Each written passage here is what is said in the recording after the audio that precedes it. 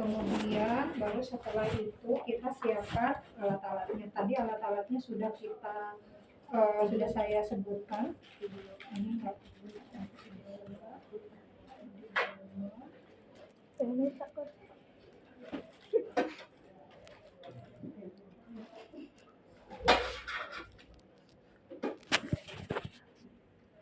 kita ke pasien ya.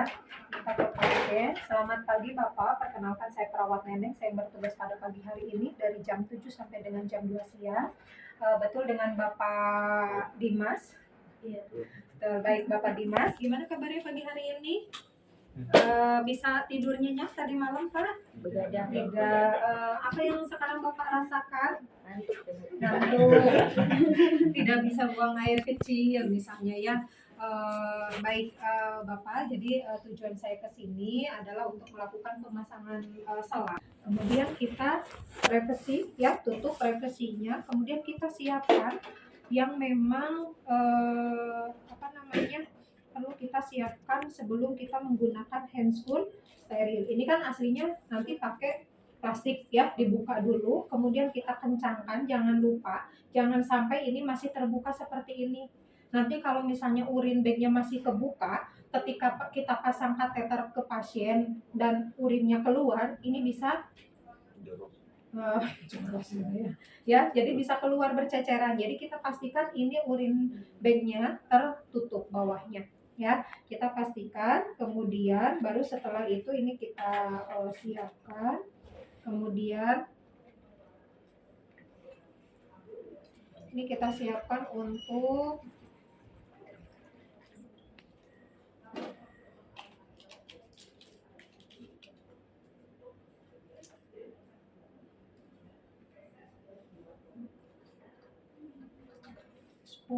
cc.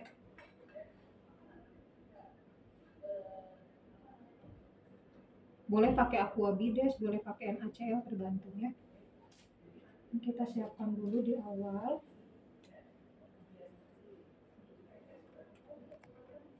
Kemudian kapas sublimat untuk pulpa hygiene ya, kita siapkan setidaknya minimal 5 ya. Kemudian kita masukkan ke kon yang berisi NaCl ataupun air detetek ya. Kita pasang. Kemudian baru setelah itu harus ada korentang ya. Nanti harus ada korentang untuk ngambil area yang steril di sini ya. Oke. Misalnya ada korentang untuk mengambil si kasa ya. Pakai korentang, kemudian ambil kasanya, siapkan.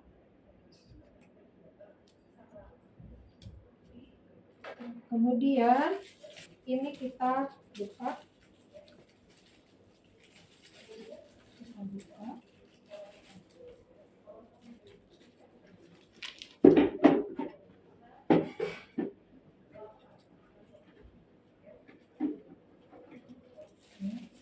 Kemudian ini kita pasangkan ke sini.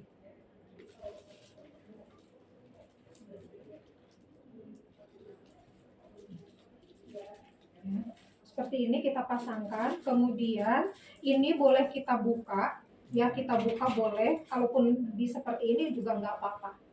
Nanti kalau misalnya plastik ini kita buka, berarti si Foley kateter ini harus dimasukkan ke bak instrumen karena steril ya, karena steril. Tapi kalaupun enggak, misalnya ini seperti ini juga sebenarnya nggak masalah gitu ya. Yang pasti ini harus steril. Nah, kemudian baru setelah itu kita ke pasien. Ini sudah siap alatnya.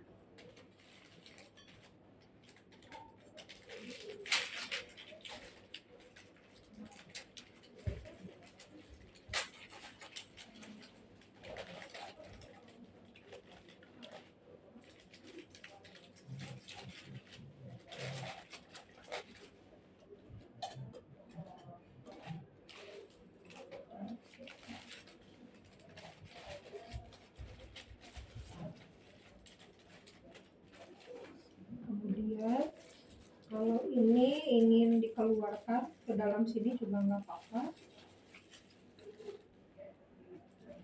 ya. Kemudian baru setelah itu kita bantu pasien dulu untuk membuka area celananya ya. Bapak, saya mulai ya Pak ya. Saya bantu Bapak untuk membuka celananya Pak. Ya. Dibuka celananya. Ya.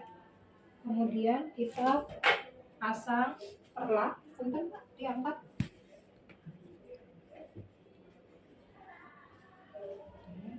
Kemudian kita dekatkan bengkok.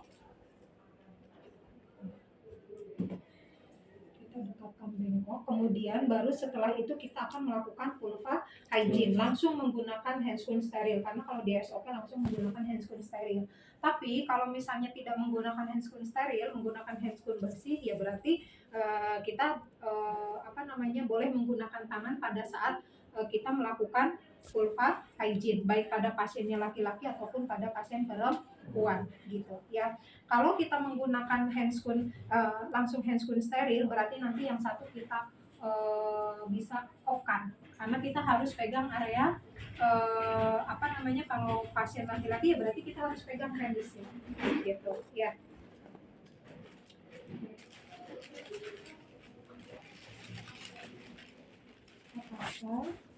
Sudah cuci tangan.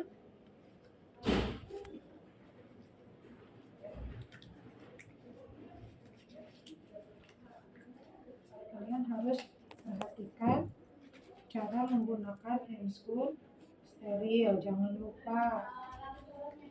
Biasanya suka lupa, apalagi pada saat ujian, sebentar buru-buru ya. Kemudian kita bisa pasang duk bolong. Kita pasang duk bolong dulu di area ini. Nah, supaya kita bisa, ini area depan ini masih steril, jadi masih kita bisa pegang. Jadi tangan saya atau tangan kalian ketika duk bolongnya sudah terpasang kemudian kalian pegang di sini itu masih steril. Handscoon kita dua-duanya masih steril. Karena apa? Karena yang tidak steril adalah bagian dalamnya yang nempel ke pasien ya. Kemudian kita lakukan vulva hygiene ya. Ini kita pastikan airnya jangan terlalu banyak, kita siapkan dulu gak apa-apa, minimal 5, pada laki-laki 3.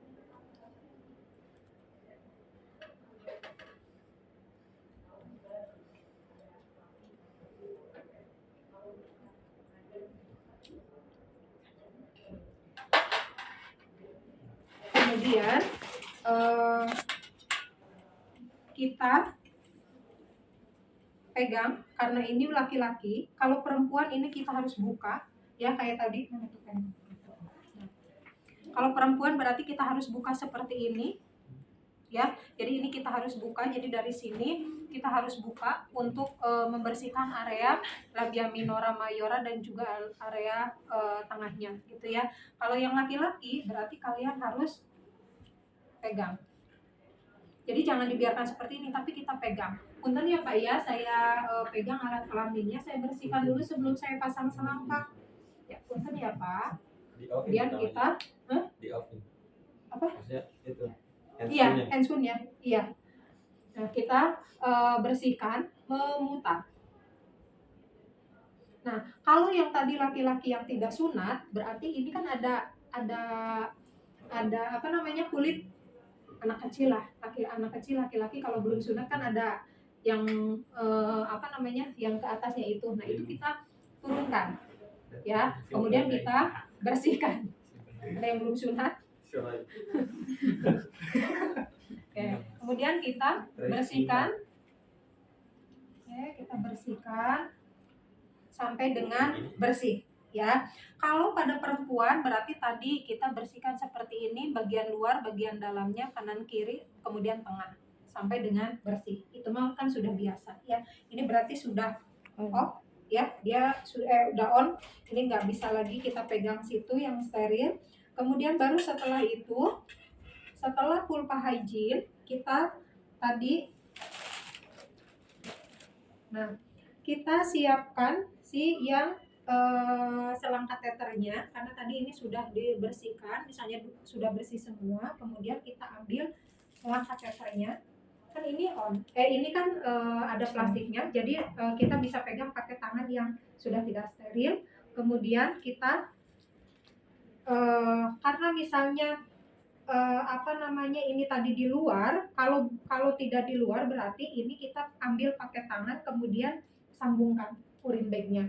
Tapi kalau sudah tersambung seperti ini berarti kita bisa nah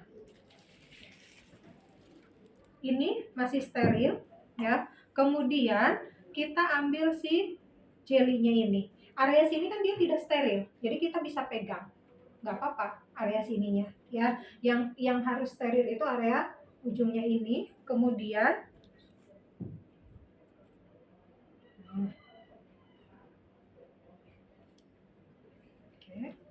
kemudian kita pegang.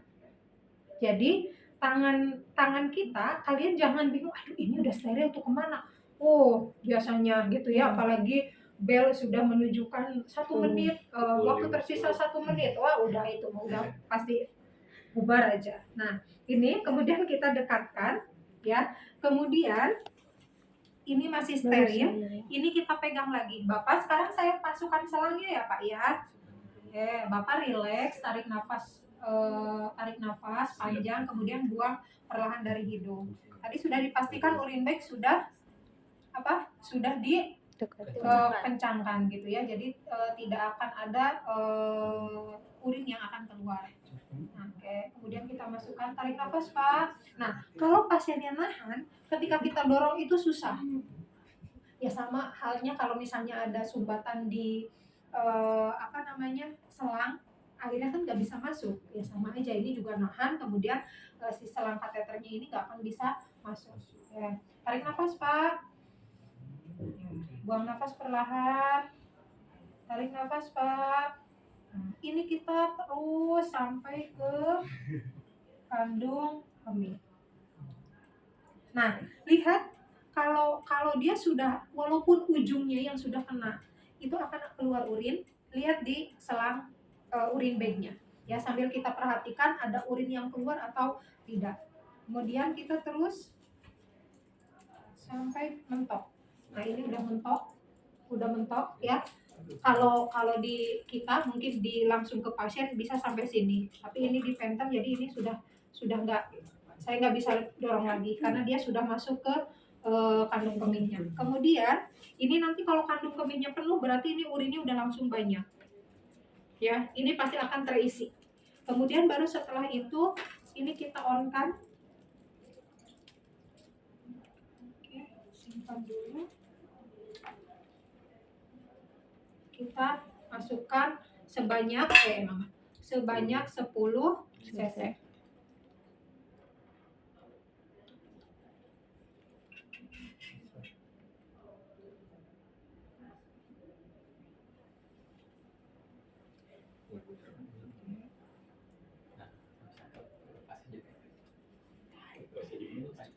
Nggak diklaim dulu Bu. Enggak. Karena ini bukan untuk mengeluarkan urin. Jadi untuk nanti di dalam fiksasi. Setelah kita pasangkan, setelah kita masukkan tadi cairan 10 cc, kita tarik lagi. Ya, kita tarik ya sampai dengan mentok. Nanti dia akan ketarik, ini nggak bisa ketarik, jadi dia sudah nyangkut di dalamnya. Jadi nanti di ujungnya itu ada gelembung untuk nahan si kateter ini tidak lepas ya. Jadi ini habis kita dorong maksimal penuh, kemudian masukkan cairannya, kemudian kita tarik lagi, kemudian baru setelah itu kita lepas ininya. Nah kita boleh klem dulu ya, kita boleh klem. Kemudian untuk apa? Untuk mengeluarkan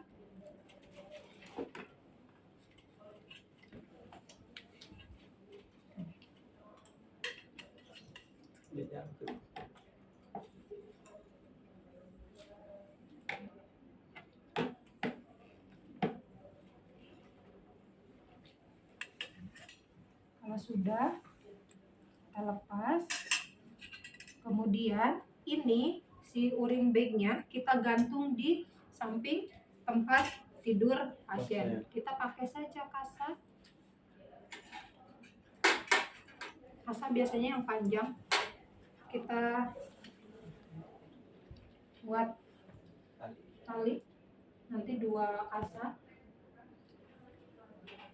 Kemudian kita gantungkan di tempat tidur pasien.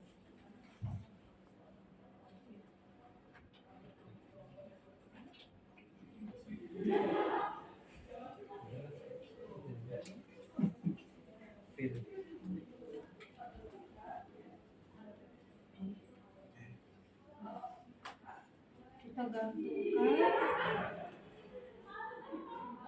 sambil kita perhatikan urin yang keluarnya, jumlahnya, kemudian warnanya, kemudian apakah ada ini apa namanya,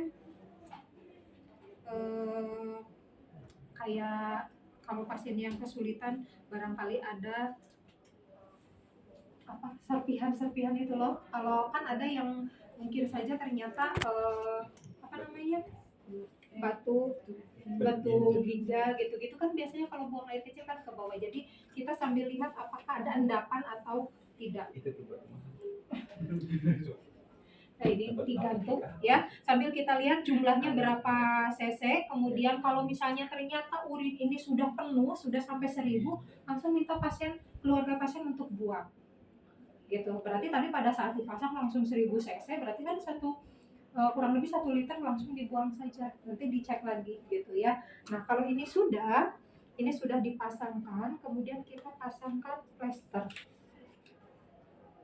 Karena apa? Karena pasien jangan sampai mengganggu, meskipun terpasang kateter, pasien harus bisa miring kanan miring kiri duduk, jadi tidak terganggu oleh si selang ini. Ini harusnya bisa ketarik, tapi ini udah mentok, gak bisa ketarik lagi. Jadi ini dipasang di paha bagian dalam.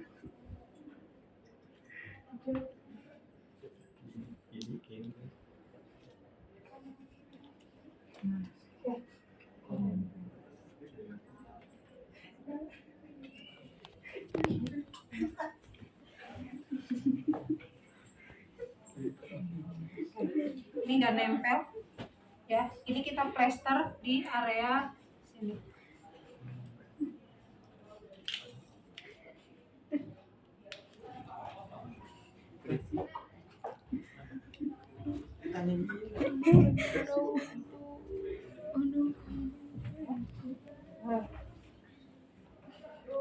Ini nanti si selang ini ada di bawah paha pasien gini Pak.